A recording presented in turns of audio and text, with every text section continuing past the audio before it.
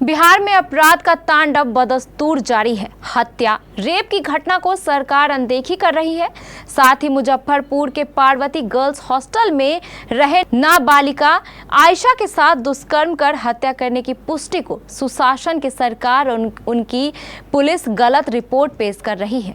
ये तमाम आरोप नीतीश सरकार और उनके प्रशासन पर आरजेडी प्रवक्ता शक्ति सिंह यादव ने आज पटना में पीड़िता की परिजन के साथ मीडिया को साझा किया। देखिए पटना से अमलेश आनंद की रिपोर्ट। नमस्कार, आप देख रहे हैं केबीसी न्यूज़। मैं हूं अमलेश आनंद। बता देना चाहता हूं कि आज एक ऐसी खबर से मैं आपको रूबरू कराना चाहूँगा जो शायद झकझोर सकता है। आप बंगाल की घटना आपको याद होगा, बिहार में अलग अलग तरह के, मुजफ्फरपुर में एक और घटना हुई थी इससे पहले, वो भी याद होगा। लेकिन आज राष्ट्रीय जनता दल के दफ्तर में एक ऐसी सूचना, एक ऐसी घटना का जानकारी मिला जो ये घटना पहले 1 अगस्त को ही हुई थी और ये पूरे मीडिया में फैल चुका था। आज उनके माता पिता यहाँ आए और उन्होंने सरकार से गुहार लगा करके थक चुकी है, लेकिन अभी तक जो पार्वती गर्ल्स हॉस्टल में 16 साल की बच्ची के साथ जो हत्या किया गया, फांसी पर लटका करके संदेहास्पद स्थिति में देखा गया, उस पर उनके माता पिता ने यहाँ आकर के पत्रकारों के सामने बताया। आयशा कुमारी मेरी बेटी है जो 2 महीने पहले अभी हाल ही में मुजफ्फरपुर पार्वती गर्ल्स हॉस्टल में रहने के लिए गई थी।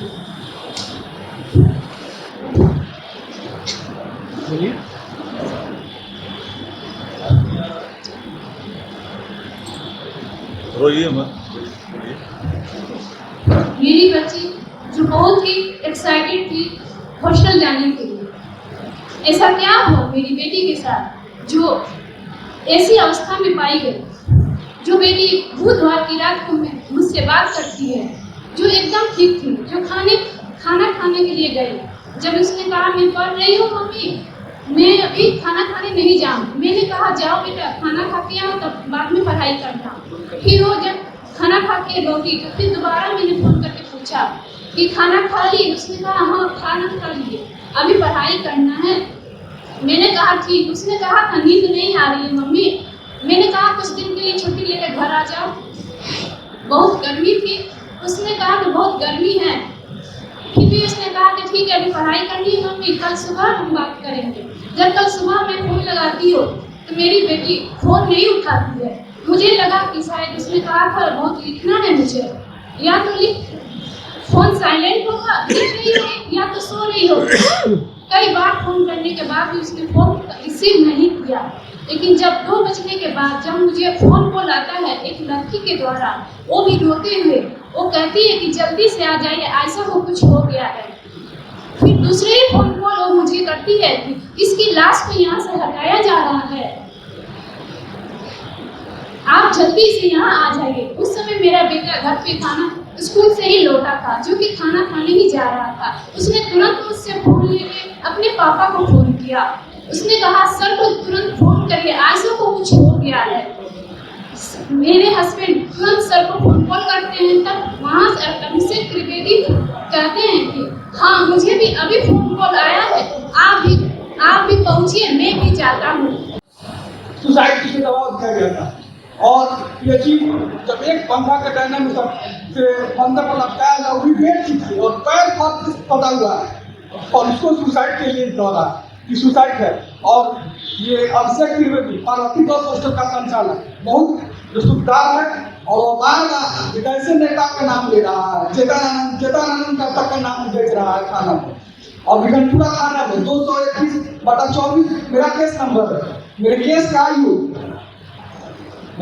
आयु रामने प्रसाद है, वो आपको बार बार थाना के चक्कर लगाने से कुछ नहीं होगा। मेरे केस के आयोग जो त्रिपुराज है, त्रिपुरा थाना के थाना इंचार्ज रामनेपाल प्रसाद है, वो लोग बार बार कहते हैं कि आप लोग थाना पकड़ने से कोई फायदा नहीं।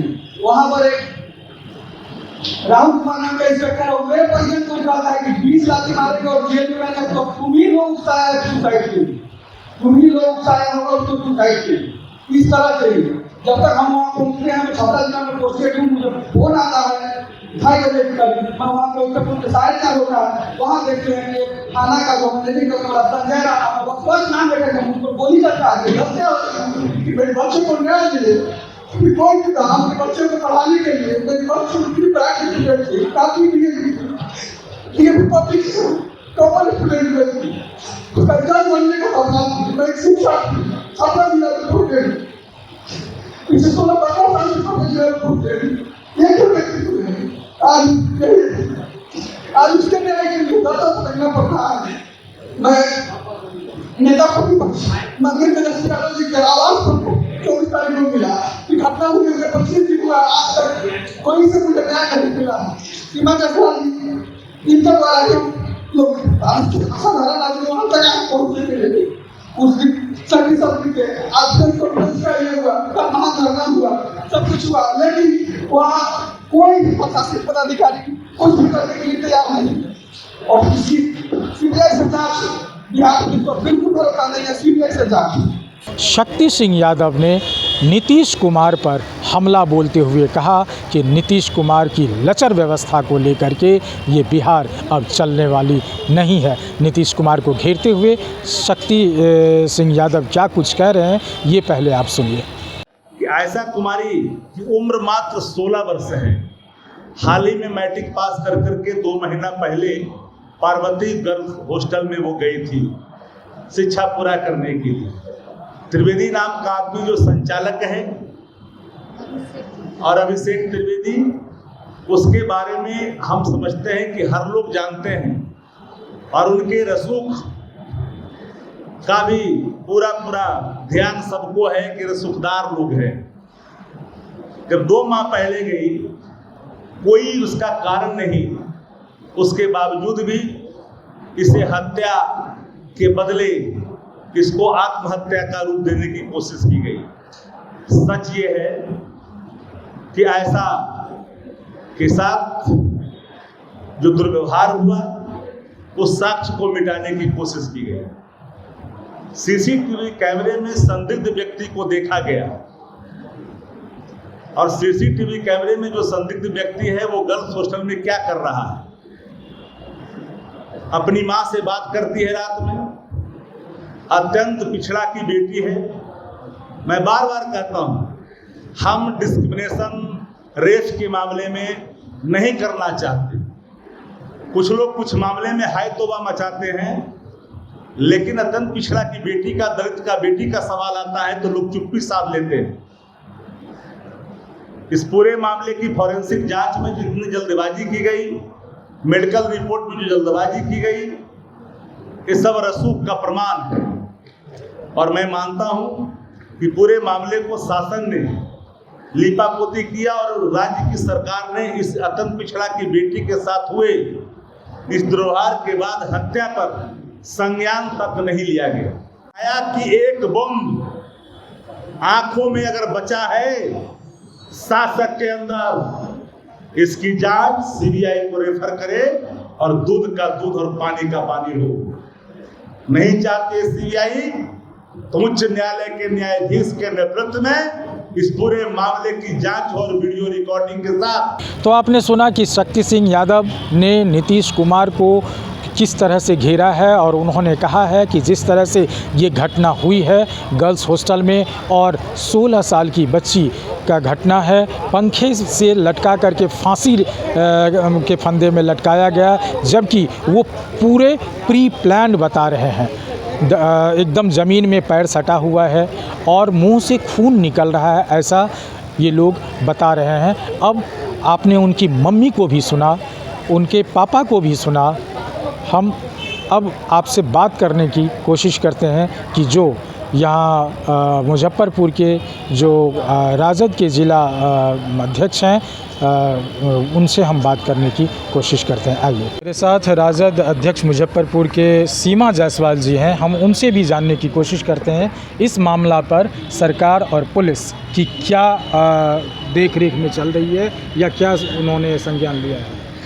ये घटना हुए 26 दिन हो गया और ये सरकार की निकम्मीपन इसी से दिखता है कि 26 दिन होने के बावजूद और मैं लगभग 20 दिन से लगातार पीड़िता फैमिली को लेके थाने के पास प्रशासन से गुहार लगा रही हूँ, लेकिन कहीं भी कुछ भी नहीं हुआ है। यहाँ तक कि अगर हम भी थाने में लोग को लेके जाते हैं, कुछ कहते हैं तो कहते हैं कि आप औरत हैं, आप कुछ नहीं कर सकती हैं, आप आराम से घर बैठिए, जो होगा हम लोग देख लेंगे, हमें हमारी काम सब नहीं समझाइए। गिरफ्तारी नहीं हुई? गिरफ्तारी तो बहुत दूर की बात है सर, वो उसमें इस घटना में तो मामूली पूछताछ तक नहीं हॉस्टल संचालक से किया गया है।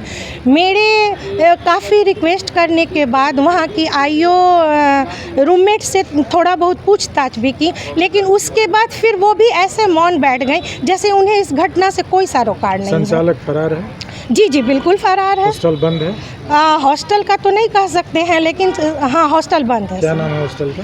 पार्वती गर्ल्स हॉस्टल, मिठनपुरा स्थित है। मुजफ्फरपुर? जी जी मुजफ्फरपुर। अभी हम ये जानने के लिए यहाँ हैं कि इनके माँ से 2 सवाल करेंगे कि आपको क्या लगता है कि आयशा का जो है प्लान करके मर्डर किया गया है या फिर कोई साजिश के तहत कोई साजिश के तहत मर्डर, या तो इसने कुछ वहाँ हॉस्टल में ऐसा कुछ देख लिया जो बच्ची अपने माँ बाप को बता देती, जो बच्ची घर आने वाली थी वो बच्ची को सुबह ऐसी हालत में अगर देखा जाएगा तो क्या कहा जाएगा। आपको शक शंका किसी पे उस वहाँ है? आपको क्या लगता है कि किसने मारा? हॉस्टल संचालक अभिषेक त्रिवेदी पे ही है।